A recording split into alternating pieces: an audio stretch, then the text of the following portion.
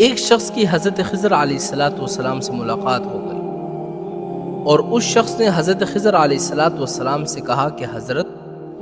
میرے لیے یہ دعا فرمائے کہ مجھے زندگی میں کوئی غم کوئی تکلیف نہ آئے، ساری زندگی میری بے غم گزر جائے۔ حضرت خضر علیہ السلام نے فرمایا یہ دعا تو میں نہیں کر سکتا، اس لیے کہ اس دنیا میں غم اور تکلیف آئیں گے، البتہ میں ایک کام ضرور کر سکتا ہوں، وہ یہ کہ تم دنیا میں ایسا آدمی تلاش کرو جو تمہیں سب سے زیادہ بے غم اور کم غم والا نظر آ جائے، پھر مجھے اس شخص کا پتہ بتا دینا، میں اللہ تعالیٰ سے یہ دعا کروں گا کہ اللہ تعالیٰ تمہیں اس جیسا بنا دے۔ یہ شخص بڑا خوش ہو گیا کہ چلو ایسا آدمی تو مل ہی جائے گا جو بہت زیادہ آرام میں ہوگا، دولت مند ہوگا اور آرام سے سکون سے زندگی گزار رہا ہوگا، اور میں اس جیسا بننے کی دعا کرا دوں گا۔ اب تلاش کرنے کے لیے نکلا، کبھی ایک آدمی کے بارے میں فیصلہ کر دیتا کہ اس جیسا بننے کی دعا کرا دوں گا، پھر جب دوسرے آدمی کو دیکھتا وہ اس سے بھی زیادہ دولت مند نظر آ جاتا،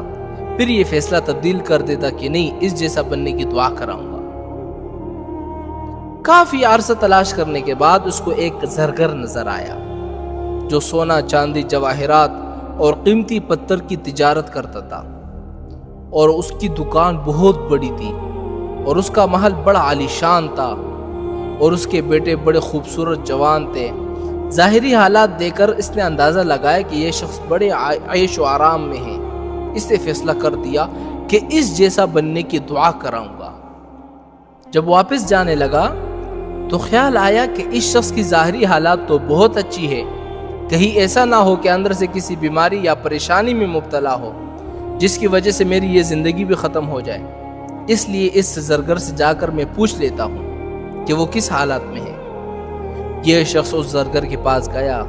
اور اس سے جا کر کہا کہ تم بڑے عیش و آرام میں زندگی گزار رہے ہو، دولت تمہارے پاس ہے، نوکر چاکر لگے ہوئے ہیں، تو میں تم جیسا بننا چاہتا ہوں، کہیں ایسا تو نہیں ہے کہ تمہاری اندرونی طور پر تمہیں کوئی پریشانی لاحق ہو یا تم کسی بیماری میں مبتلا ہو، کوئی مصیبت کے اندر مبتلا ہو، کوئی ایسا کام تو تمہارے اندر نہیں ہے۔ وہ زرگر اس شخص کو پکڑ کر تنہائی میں لے گیا اور اس سے کہا کہ تمہارا خیال یہ ہے کہ میں بڑے عیش و آرام میں ہوں، بڑا دولت مند ہوں، بڑے نوکر چاکر میرے خدمت میں لگے ہوئے ہیں،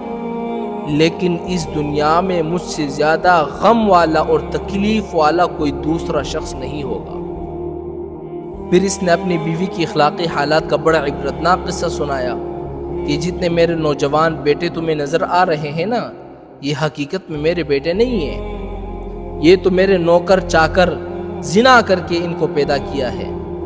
جس کی وجہ سے میرا کوئی لمحہ اذیت اور پریشانی سے خالی نہیں گزرتا، اندر سے میرا دل بے غم ہے، تم اس سے واقف نہیں ہو، اس لیے میرا جیسا بننے کی ہرگز دعا مت کرنا۔ اب اس شخص کو پتہ چلا کہ جتنے لوگ مال دولت والے ہیں، عیش و آرام میں نظر آ رہے ہیں، وہ کسی نہ کسی مصیبت اور پریشانی کے اندر گرفتار ہیں۔ جب دوبارہ حضرت خضر علیہ السلام کی اس شخص سے ملاقات ہو گئی تو خضر علیہ السلام نے ان سے پوچھا کہ ہاں بتاؤ تم کس جیسا بننا چاہتے ہو؟ اس شخص نے جواب دیا کہ مجھے کوئی بھی شخص غم اور پریشانی سے خالی نظر نہیں آیا۔ حضرت خضر علیہ السلام نے فرمایا کہ میں نے تمہیں پہلے ہی کہہ دیا تھا کہ اس دنیا میں کوئی بھی شخص تمہیں بے غم نظر نہیں آئے گا، البتہ میں تمہارے لیے یہ دعا کرتا ہوں کہ اللہ تعالیٰ تمہیں عافیت کی زندگی عطا فرمائے۔ تو میرے بھائیو یہ مت سوچنا کہ ہمیں کوئی وظیفہ بتا دو، ہمیں کوئی طریقہ بتا دو کہ ہماری زندگی بے غم گزر جائے۔ لوگ انتظار کرتے ہیں چلو شادیاں ہو جائے گی، بے غم زندگی گزاریں گے، یہ فلاں کام جب میرا ہو جائے گا تو میری زندگی بے غم گزر جائے گی۔ ہو میرے بھائیو کہاں گم رہے ہو، کہاں سوچ رہے ہو، کس چیز کا انتظار کر رہے ہو؟ اس دنیا میں کوئی ایسا شخص نہیں ہے جو تکلیف سے خالی ہو، غم سے خالی ہو۔